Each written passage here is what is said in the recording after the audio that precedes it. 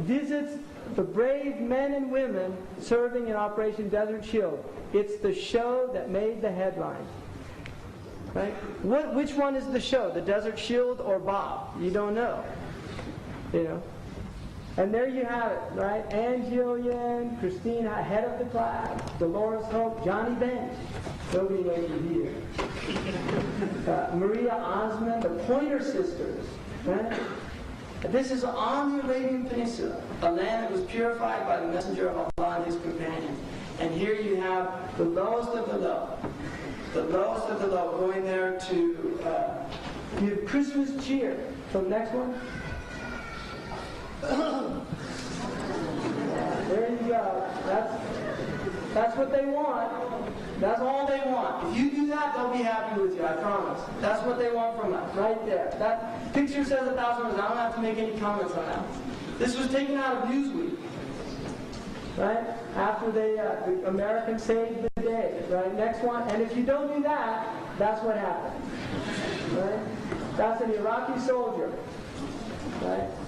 That's what they did, and that's why they're kissing the flag. That's what happened to their Muslim brother.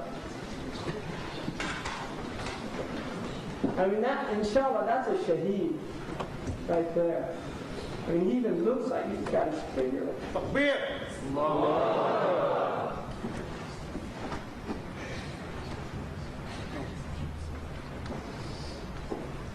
He looks like he's saying shahada.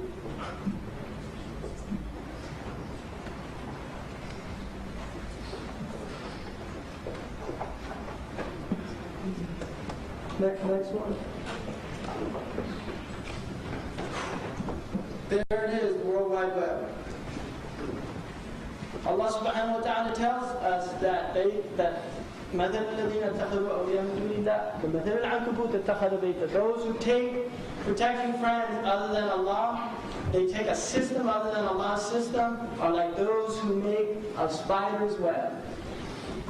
And surely the weakest of houses is the house of the spider. Here's an advertisement for the net. The cheapest way to attract new customers. The customers are flies.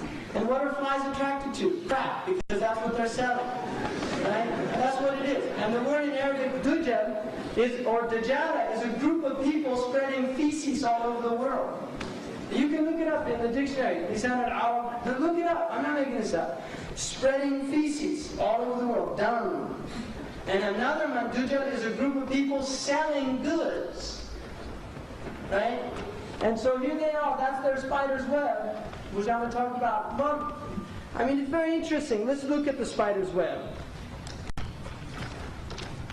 In Tech Week, because I live right near the Silicon Valley there, Tech Week, May 4th, 1998. Doomsday fears about Y2K. Some experts say we're in denial about how dangerous the millennial bug really is. This is not a crazy magazine. This is a software engineers magazine in the Silicon Valley. New York, Chicago, Atlanta, and a dozen other cities are going to resemble Beirut in January 2000.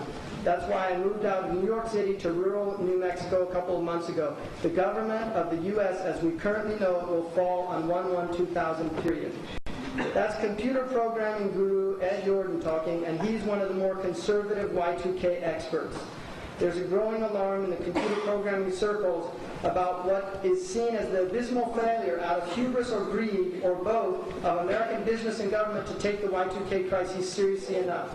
Small but significant numbers of concerned citizens, Tech Week has learned, are beginning to act on those ominous predictions and are heading for shelter and self-defense.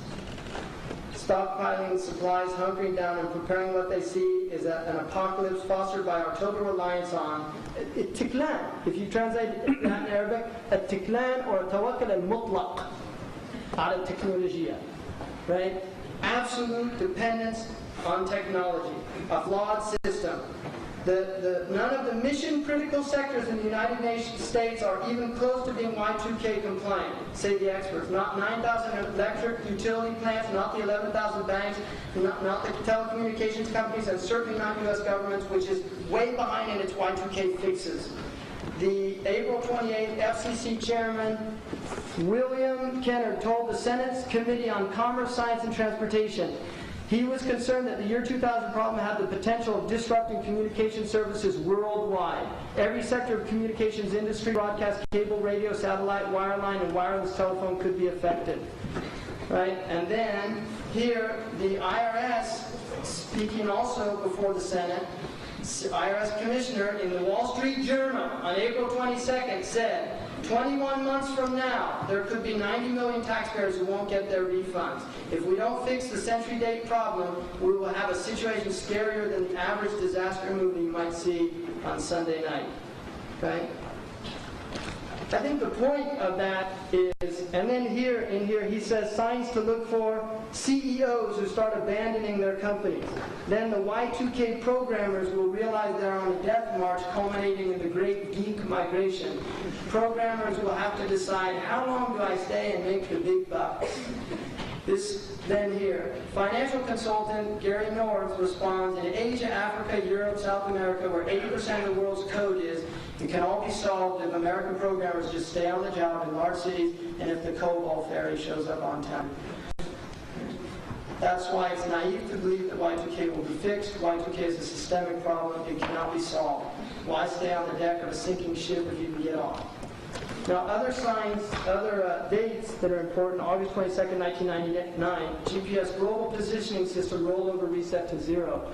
All the planes that use the GPS system roll over because they were done by the Navy with 1,054 weeks, which ends in 1999, August 22nd.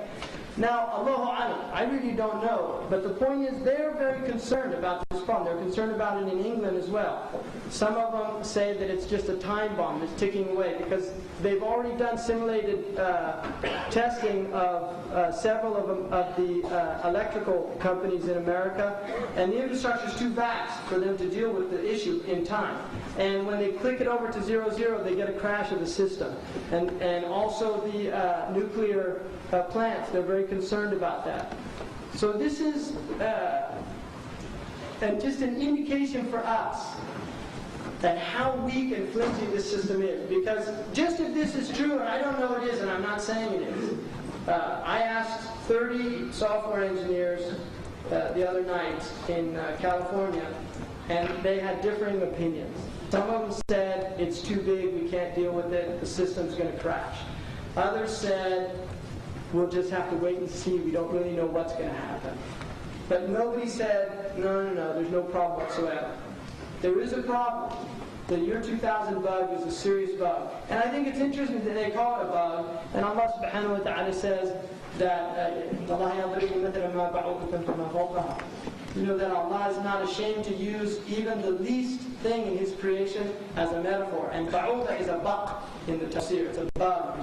You know, I mean, Allah can use. Here is a whole system that they are worrying at the theoretical level that it could be brought down by 2 bytes. If you know computer language, 2 bytes. There's 2 bytes in there. They didn't put 19, so they can flip over to 2000. To save space, they put two instead of 4. And so dates read 1-1, and then 6-2, 6-3, 6-4, 6-5. When you get to 1999, it flips over. And in America, it's already starting to happen that people that are over 100 have been getting kindergarten calls to go to school. Like one lady was 104, and she got a notice to report to kindergarten. Right? So seriously, it's a problem. Now, I'll just give you a scenario here. The worst affected place, only in the UK, I know that they're I think 16% of their companies are Y2K compliable right now. But in America, less than 10% of